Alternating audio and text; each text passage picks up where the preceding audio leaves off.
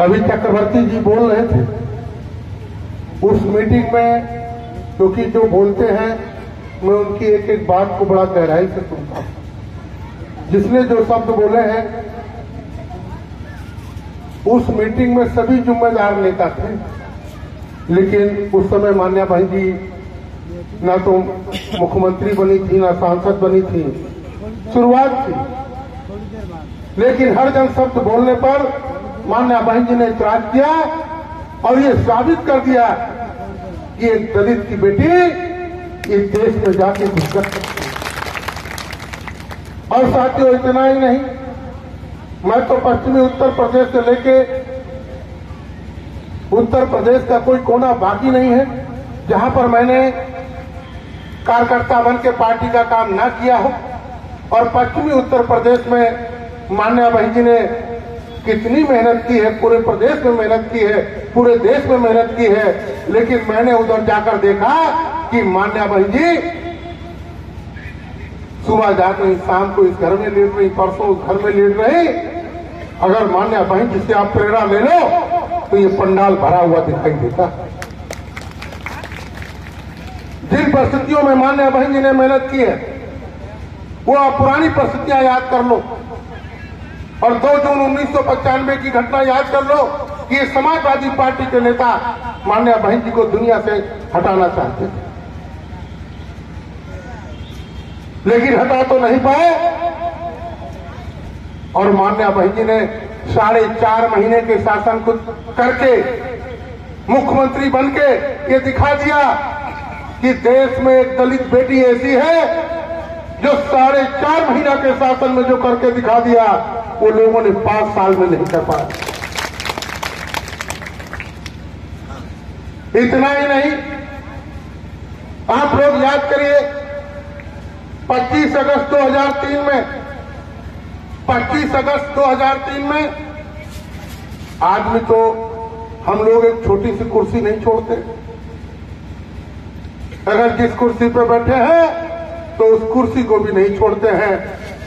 जब भारतीय जनता पार्टी के लोगों ने यह शर्त रखी कि प्रदेश में 80 पार्लियामेंट है, 60 पर हम लड़ रहे और 20 पर बहुजन समाज पार्टी लड़ रही, मान्या बहन जी ने इस बात को नहीं माना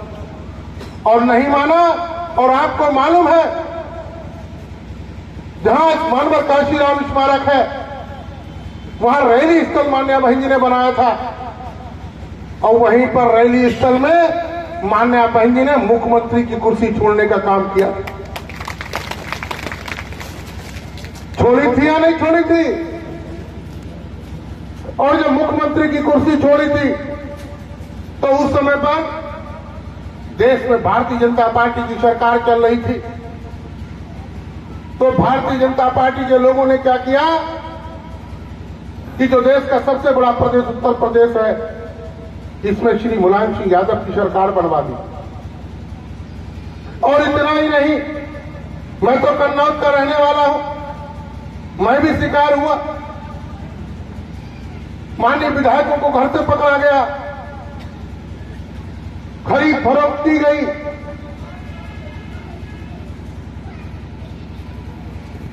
और प्रदेश में समाजवादी पार्टी की सरकार बना दी और सेंट्रल में भारतीय जनता पार्टी की सरकार चल रही थी।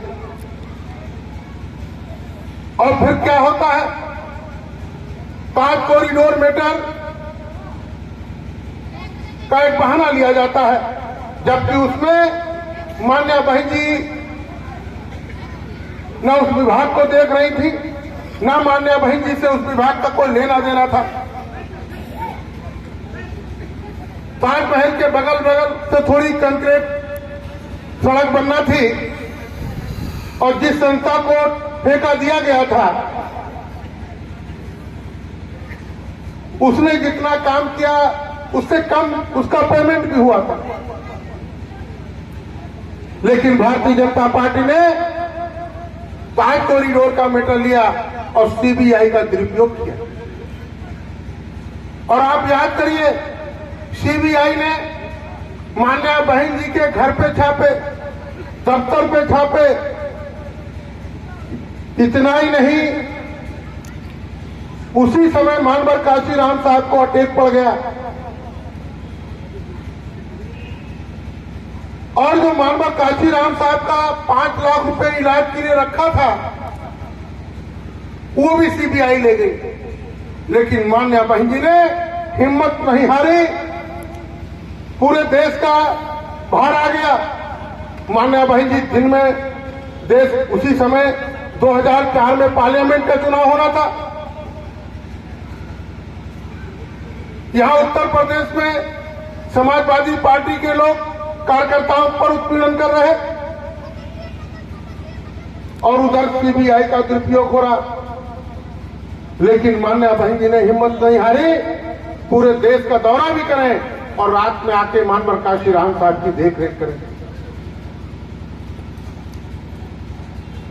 जब 2004 में पार्लियामेंट का चुनाव होता है,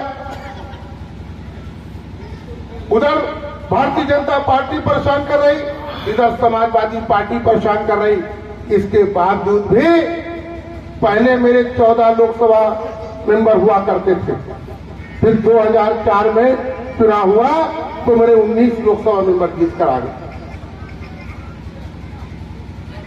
और इतना ही नहीं, मान्या बहन जी बदला लेने से चूकती नहीं है। जब मान्या बहन जी को मौका मिला, आप लोग याद करिए, भारतीय जनता पार्टी की सरकार को लोकसभा में 1 वोट से गिराने का काम किया।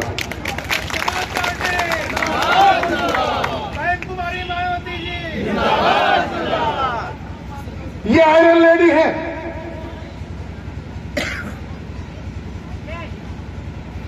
तमाम उतार चढ़ाव है, लेकिन किसी भी उतार चढ़ाव पर मान्या बहन जी झुकी नहीं।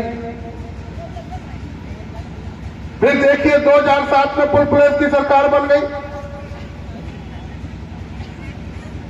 भाईचारा बना।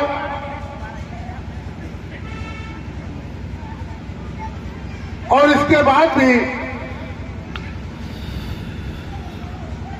क्योंकि उतार चढ़ाव तो आते रहते हैं, और आपको ये भी मालूम है जब मान्या बहन जी को भारतीय जनता पार्टी के लोगों ने राज्यसभा में बोलने का मौका नहीं दिया, अपनी बात को, सहारनपुर की घटना थी, जब अपनी बात को रखने का मौका नहीं दिया तो मान्या बहन जी ने वहीं राज्यसभा से भी इस्तीफा दे दिया। अरे साथियों, समाज के लिए, सर्व समाज के लिए मान्या बहन जी मरमिट नहीं है, रात दिन एक कर रही हैं। और इतना ही नहीं, अब आप पीछे अगर थोड़ा चले जाओ, मैं आपको थोड़ा पीछे ले जाना चाहता हूं, क्योंकि ये बहराइच की क्रीम बैठी हुई है। ये बहराइच के जो इतने लोग आए हैं, हम इधर के साथियों से नहीं कहते हैं, इधर के साथी तो कोई 4 लोग लेके आए हैं, कोई 5 लोग लेके आए हैं, कोई मिशनरी है वो भी 5 लोग लेके आए। मैं आप लोगों को धन्यवाद और शुक्रिया अदा करना चाहता हूं कि आप लोग पूरे पक्के सिपाही हैं। बहुजन समाज पार्टी के तो माताएं और बहनें मेरी सामने बैठी हुई हैं, ये मेरी धन्यवाद की पात्र है। अगर आप लोग मिशन और मूवमेंट को उठा लो, ये उतार चढ़ाव तो आते रहते हैं, मैंने तमाम उतार चढ़ाव देखे, लेकिन मान्या बहन जी कभी डरने उतरने वाली नहीं। मैंने अभी जब इधर 10 मार्च को रिजल्ट आया और 15 मार्च को मानवर काशीराम साहब का जन्मदिन था, और ये मानवर काशीराम साहब का जन्मदिन मानवर काशीराम स्मारक में हम लोग मनाते थे लखनऊ। मैं लखनऊ मंडल उस समय देख रहे, 11 को मान्या बहन जी बात करती हैं, जबकि इस बार जो 22 का चुनाव था, ये बहुत ध्रुवीकरण का चुनाव था। चाहे इलेक्ट्रॉनिक मीडिया हो, चाहे प्रिंट मीडिया हो, ऐसा दिखा दिया कि लड़ाई बीजेपी और समाजवादी पार्टी में ही। यहां तक मैं तो मुसलमान हूं, हमारा खुद का दामाद चुनाव लड़ रहा था सरोजनी नगर से, मेरा खुद का दामाद चुनाव लड़ रहा था कानपुर, लखनऊ की एक विधानसभा है, वहां पर भी हमारे मुसलमान भाइयों ने वोट मुझे नहीं दिया, जबकि अकेला था, वो अकेला था, एक ही मुस्लिम था। और जब रिजल्ट अच्छा नहीं आया तो इसके बाद अभी मैं पश्चिमी उत्तर प्रदेश देख रहा था, क्योंकि उधर तो जो समीकरण है, सर्व समाज का बीएसपी को वोट मिलता है, लेकिन जाटव और बहुजन समाज पार्टी का वोट और मुस्लिम का समीकरण है। तो वो लोग कहने लगे, क्या कह रहे थे कि अब हमने पूरी ताकत लगाकर देख लिया, पूरी ताकत लगाकर